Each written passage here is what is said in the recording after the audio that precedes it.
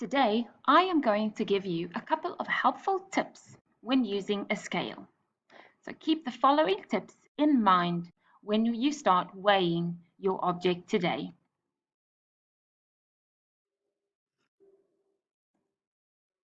Find zero. So the first thing you would want to do on your scale is see if you can find the zero on your scale. Look at the numbers. What do they go up in? Most of your scales will either jump by counting in tens.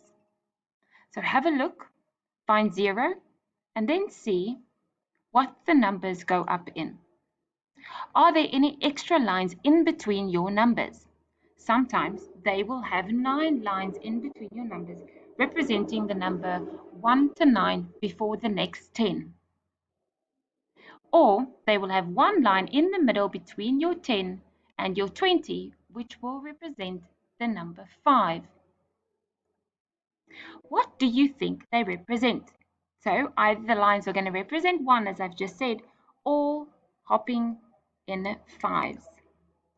Test your theory always by counting in between the numbers before you start weighing your object. Now, let's quickly put this in theory.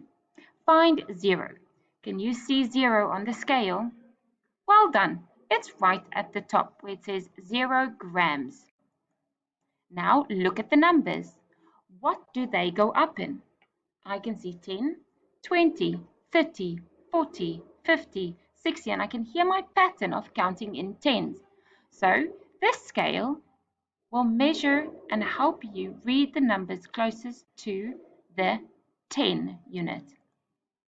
Are there any extra lines between your numbers? Yes, I can see one extra line in the middle between my tens, which will represent 5. So let's quickly have a look. What do you think they represent? And as I've just said, they represent 5.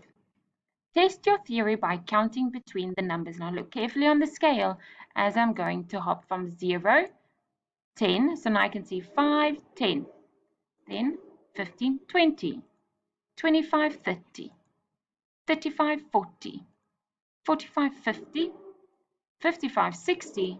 I'm going to stop at 65. So I can see that my scale is weighing the sugar at 65 grams. Let's see if I am correct. Yes, 65 grams of sugar.